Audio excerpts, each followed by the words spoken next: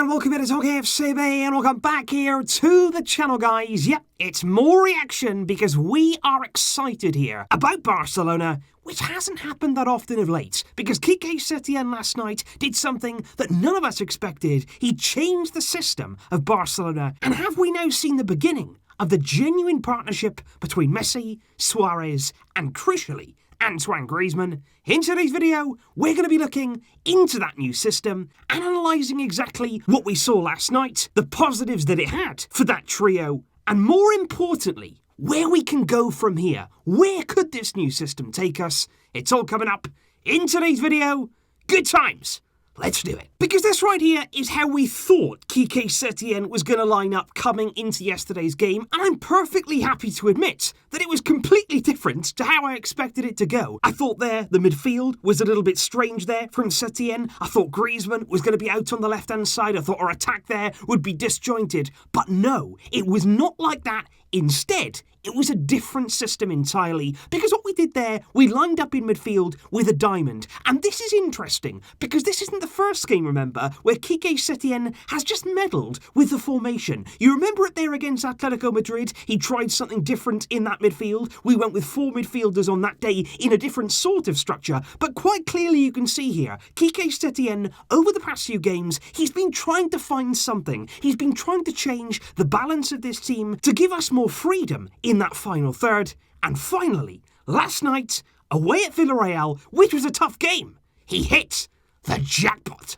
Because this right here is exactly how we lined up against Villarreal, who there were playing in a 4-4-2 formation. And to be fair, throughout the game, they did play quite a high line. And I admit that Villarreal's style of play did play into our hands, and that is something to consider. Certainly they're looking further ahead with this system. But let's just talk here about the different profiles that we have on the field for Barcelona, and how that diamond in midfield really did shape our game, and how this system could certainly work if we get it right. Because here you've got, of course, the 2 centre-backs. You've got the fullbacks of Barcelona. You've got a very narrow midfield here. Lionel Messi playing in the traditional number 10 position, a position that he absolutely loves to take up on the field these days. You've got Arturo Vidal, Sergio Roberto, and Sergio Busquets here, who's sitting quite comfortably, the deepest of any midfielder. And what he will also do at time there is just drop in between the centre-backs, and quite often it would make a 3 there, particularly in our build-up. But obviously there, because of the fact you are so narrow, you've got the 2 centre-forwards here, Griezmann and Suarez, who are playing very, very close to each other, which was great. You've got Messi, you've got a narrow midfield. What you're crying out for there is some width. So all of the emphasis to provide our width is on the fullbacks. Jordi Alba and Semedo, they were asked to do so much work there, particularly in the first half. They had to get really high on the field. They had to stay nice and wide as well in their play, and it was all on them to provide that width, which of course at times, and certainly something here that we need to look into, when we lost the ball, we have to be wary of these gaps. These gaps here were there all the way through the first half of Villarreal, and we need to find a way in transition of recovering that space and basically recovering our shape much, much quicker to stop that threat, and that's something that Quique Setién will have to look into. But going forward, the fullbacks there did their job absolutely perfectly, and the nice thing as well was the fact there you've got that quite narrow approach in midfield. You've got Messi here, you've got Griezmann, you've got Suarez,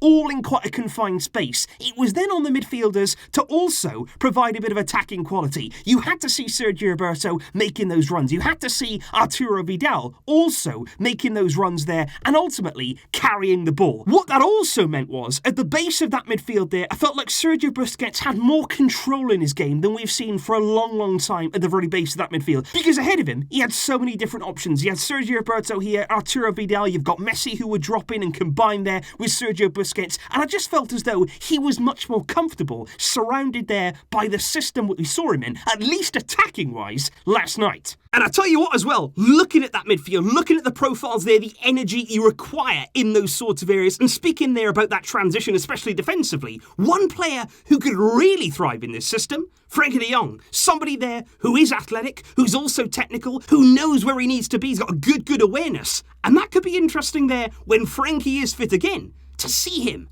in that team. But of course, the positions and the players that we certainly want to talk much more about and we want to see much more of is Messi, Suarez and Griezmann, who, like I to say, in this system here, they were much closer together. They were all in the same sort of vicinity on the field. But it wasn't just the fact there that Griezmann and Suarez were nice and close to the goal. They were here in those centre-forward positions. But I just felt as though, not only for Griezmann, but also for Messi and Suarez, they were able to play much more naturally in their positions. Because you had Griezmann here as that centre-forward. You had Luis Suarez here as the number 9. But what it allowed Messi to do as well was not just to play in that 10 position, but actually here at times to drop back into that playmaking role. Because we see Messi do this every single game. He will drop deep. He loves to be on the ball, and at times he will go very, very deep in the field to pick it up. And when he does that, players will go with him. He certainly will attract attention there from opposition players. They will try and close him down. And of course, when that happens, that provides space there in the attacking areas of the field. But of course, you've got to have players there to take advantage of that. And that's why it's so nice now that when Messi does feel the need to drop in here, you've got two players still occupying Villarreal's centre-backs. You've got Suarez, you've got Griezmann, and that's really, really important. Because if Griezmann was out here, that is useless. That's no good to anybody. All that would happen then is that Messi would drop in, he would receive the ball here. Yes, he'd create a lot of space in this area, but who's going to take advantage of that? All that would happen is the ball would go in there to Suarez, and straight away, he's outnumbered. And that's why I also felt yesterday we didn't see Suarez give the ball away as often. We didn't see Suarez actually there just get turned over very, very quickly because he had some support. He had a player who was close to him all the time and he could play it off Griezmann. They could combine between each other.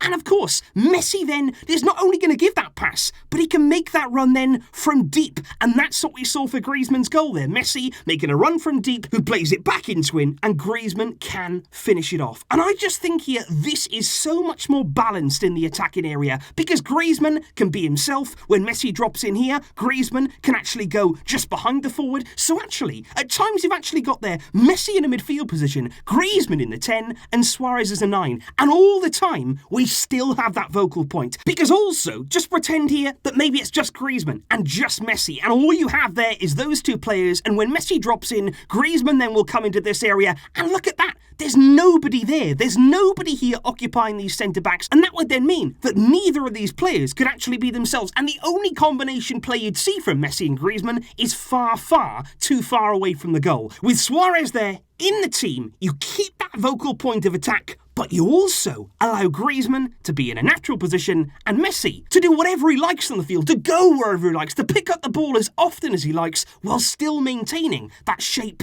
and that threat up front. But of course, this is a system, this is a formation here that is still in the very early stages. I'm not saying by any means this is perfect, and I'm not saying it's going to work in every single game for every single minute. We are going to have difficulties, as we saw in yesterday's game. One change that I would make and one change that I would like to see is Riqui Puig here replacing Arturo Vidal, because I think that midfield is exactly the same in terms of profiles. You've got good energy here from Roberto. I think the energy that Puig can give is exactly the same as Arturo Vidal, but I think certainly technically there, much better, and alongside Busquets, that could certainly give us some more control and poise in our play. But I just think it's interesting to see where we go from here. It worked against Villarreal, it worked very, very well in the final third, but that transition, when we lose the ball against a team who do have counter-attacking possibilities, who can break quickly, who can play those quick balls here out of the wider areas and exploit the space there behind those full-backs, how do we counteract that? That is the question now that Quique Setién has got to work on the training ground, and for the first time ever, we might actually be glad right now we're not going to be challenging, really, for the La Liga title. We've got 4 more league games here where basically we can experiment. We can try everything possible now